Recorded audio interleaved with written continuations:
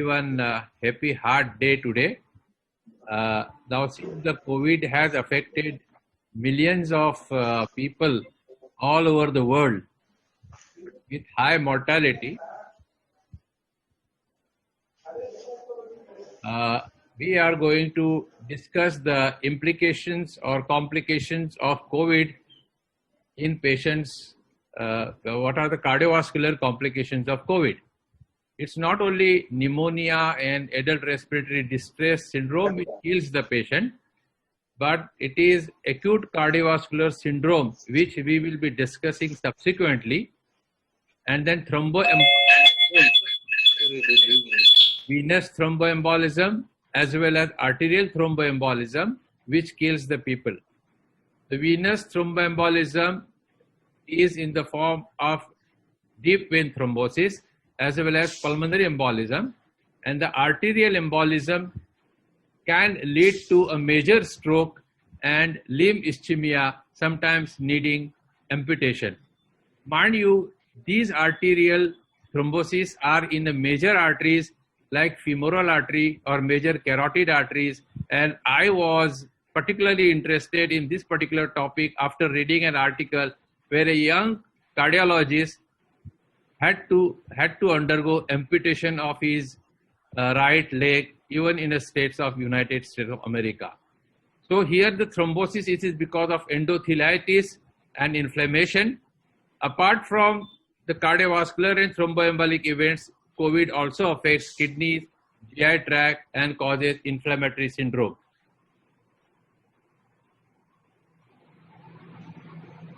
As you see in this particular slide, these are the various manifestations of COVID, how it affects the heart.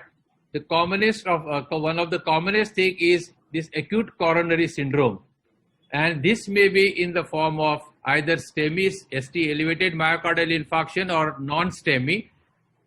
Dr. Amit Sharma is going to briefly discuss the treatment about STEMI and non-STEMI in the era of COVID. But mind you, when the COVID started, in the beginning, when patients used to present with acute myocardial infarction, sometimes they did not have fever and they were taken on the cath lab, and after 3-4 days the COVID test was positive. The management of COVID infarcts differs from non-COVID infarcts. If you know the pharmacoinvasive therapy came into picture in the beginning because of logistics, because of shortage of staff and high risk to the healthcare workers.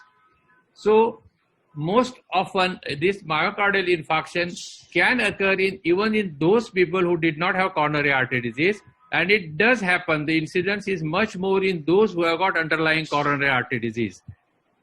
But certain people, the clinical picture of acute myocardial infarction, when they are taken for coronary angiography, what they find that coronary arteries are normal, as you see in this second slide, and that is labeled as stress cardiomyopathy. Arteries are normal, but there is problem with the microcirculation and the problem with the capillaries. So this is called myocardial, acute myocardial injury without any obstructive coronary artery disease. This may also be, the coronary arteries may be normal because of myocarditis. How the heart muscles get affected.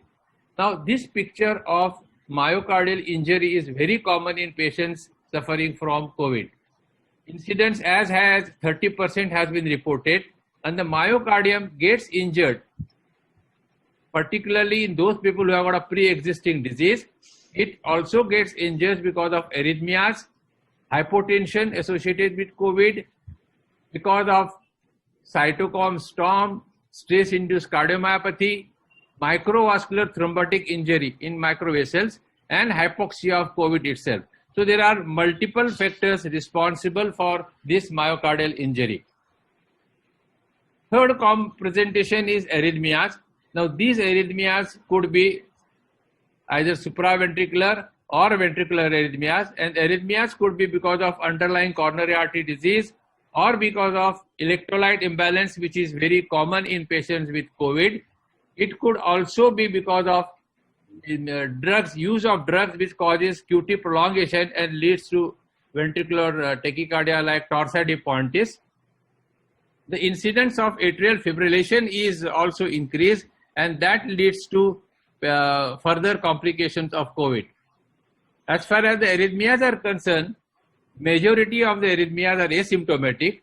So in patients, all patients should have a baseline ECG.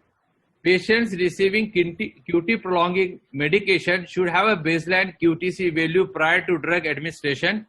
If the QTC increases to more than 500 milliseconds, or if change of QT interval is more than 60 milliseconds from the baseline, one has to be careful. The electrolytes like potassium and magnesium should be corrected to the normal range. These are the various drugs which sometimes we use randomly, means sometimes we don't follow the guidelines and we have a combination of these various drugs. If you see in this particular slide, chloroquine, hydroxychloroquine, azithromycin, and antiviral agent like lopinavir and ritonavir, they increase the QT interval. Each one can increase interval by about 25 to 50 milliseconds or so. And on top of that, if you use antiarrhythmic drugs like amiodarone or other antiarrhythmic drugs, this may lead to torsades pontis, ventricular tachycardia, and cardiac arrest. The next complication is heart failure and patient going into cardiogenic shock. All those people who have got underlying heart disease like ischemic cardiomyopathy or dilated cardiomyopathy with impaired ejection fraction, all these people, if they get COVID, their LV function deteriorates further, and sometimes they leads to mortality. As far as the pericardial effusion and tamponade is concerned, what we have seen in our ICCU, pericardial effusion is quite common, although the tamponade is not. About the pulmonary embolism, occurs in spite of prophylactic antithrombotic therapy like low molecular weight heparin, and the incidence is as high as 30% of the patient.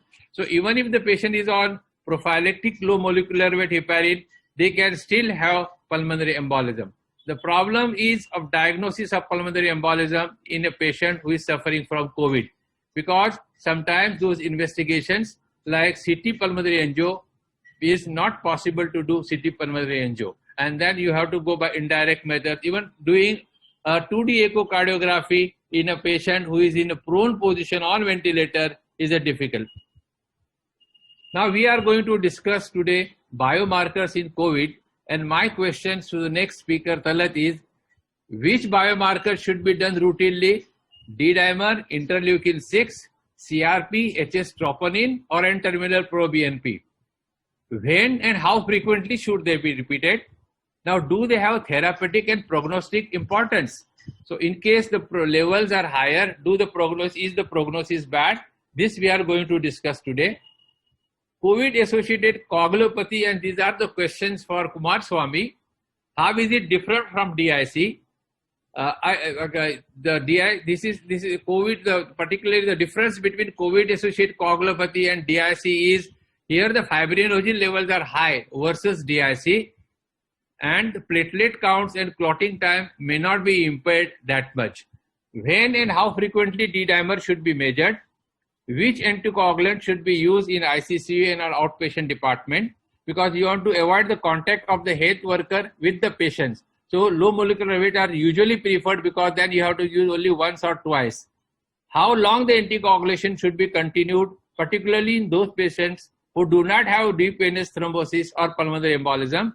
Drug interaction with various antiviral medication, and what is the role of NOACs? Now this is one of the slides which show that antiretroviral drugs, they interfere with warfarin. Sometimes the dose of statins might have to be reduced to avoid rhabdomyolysis, psychosis.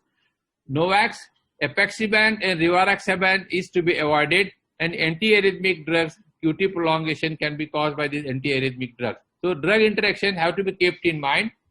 Now there are certain issues of imaging in COVID. High risk to the health workers, so the imaging is to be restricted to only certain number of patients. The one can do point of care focused two-dimensional echocardiography. CT pulmonary angiography or cardiac MRI may not be practical in critically ill patients Coronary angiography, SOS, PCI for symptomatic STEMI is to be decided by the physician depending upon what is the clinical picture of the patient. And this is my last slide. Cardiovascular complications in COVID can occur precipitously at any point during the hospitalization and are increasingly being recognized as late complications that can occur even after patient's respiratory status improves. So even if a patient recovers from COVID, he goes home, and you must have heard that so many people die at home suddenly. This is probably related to myocarditis of COVID. Recently, there was a paper where they did MRI, routinely an MRI, they found that almost 40% of the people who had suffered from COVID, they did have scars in their myocardium.